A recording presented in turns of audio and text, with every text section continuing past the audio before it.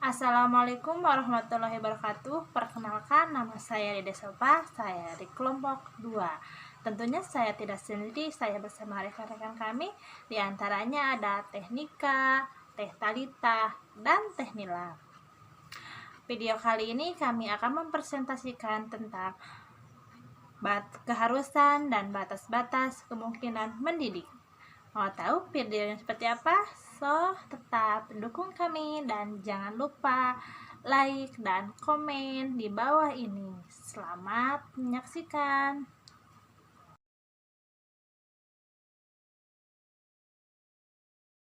Baik, di sini saya akan menjelaskan tentang keharusan mendidik.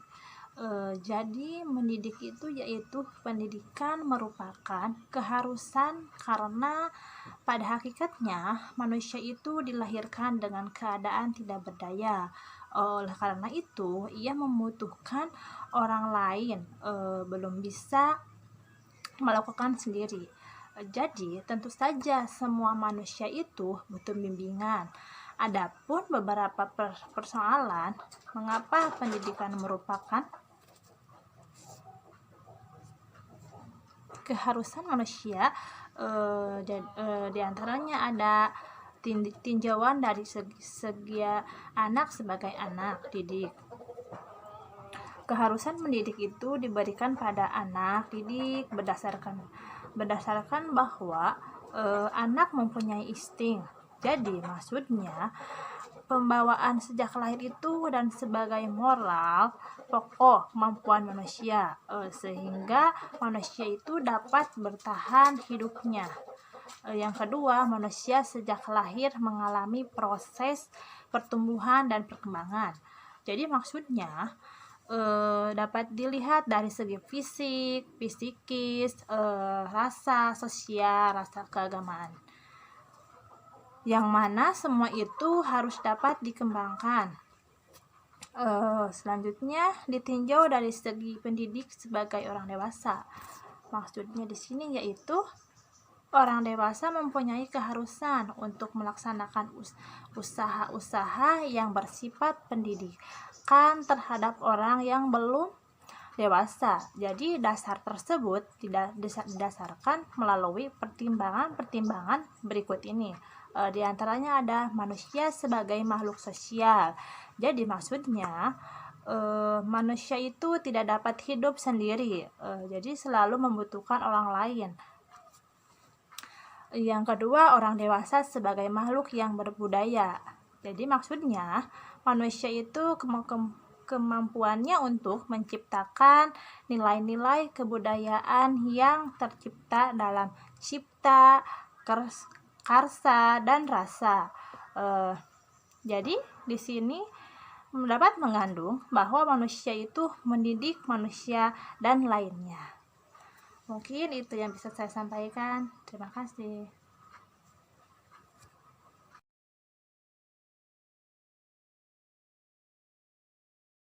Batas-batas mendidik, lingkungan dan sarana pendidikan merupakan sumber yang dapat menentukan mutu dan berlangsungnya usaha pendidikan.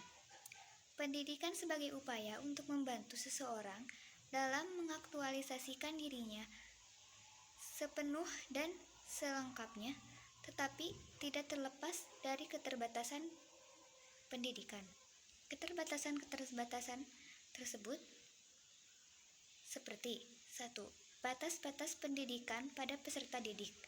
Peserta didik sebagai manusia dapat memiliki perbedaan dalam kemampuan, seperti bakat, motivasi, watak, pengetahuan, dan dari perbedaan tersebut tentunya ada peserta didik yang lebih unggul dari peserta didik lainnya.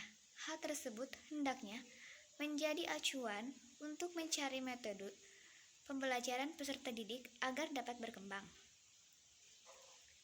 Yang kedua, ada batas-batas pendidikan pada pendidik.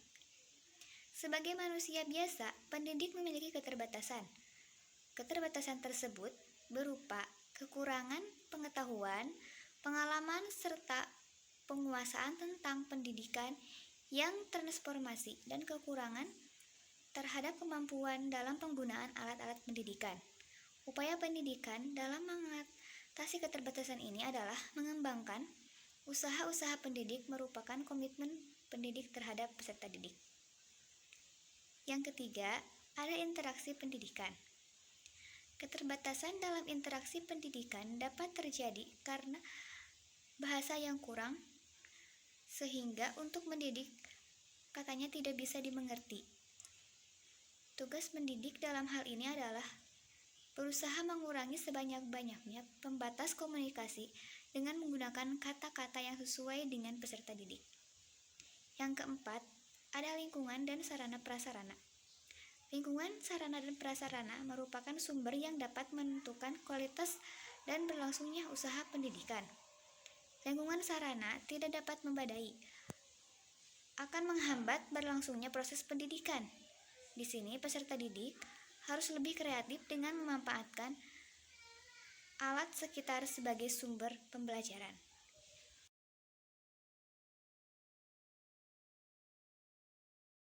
Bismillahirrahmanirrahim. Assalamualaikum warahmatullahi wabarakatuh.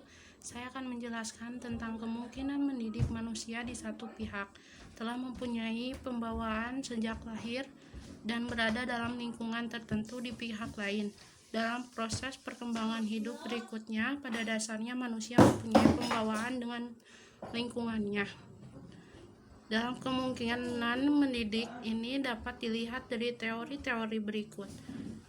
Pertama, teori nativisme, yang artinya pembawaan aliran, mengatakan bahwa manusia telah membawa potensi dasar sejak lahir. Teori empirisme, artinya pengalaman, aliran ini berpendapat bahwa faktor lingkungan, terutama lingkungan pendidikan, sangat berpengaruh dalam teori pendidikan, mengajarkan anak dengan membentuk usahanya. Lewat teori sebagai berikut. Teori optimisme adalah membina kepribadian anak. Yang kedua, teori yang berorientasi dengan lingkungan. 3.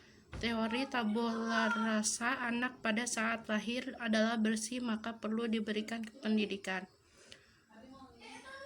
Poin C, teori konvergensi, artinya bertemu pada satu titik dalam pendidikan, berarti bertemu bakat dan pengaruh lingkungan, sehingga apa yang terjadi pada anak harus dipandang sebagai hasil faktor tersebut. Terima kasih, mohon maaf apabila banyak kesalahan.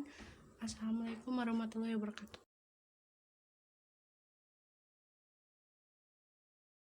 Sudah disampaikan tadi oleh teman-teman. Jadi kesimpulannya yaitu anak dilahirkan dalam keadaan tidak berdaya sehingga membutuhkan orang lain dalam mengembangkan pendidikannya, terutama orang tua.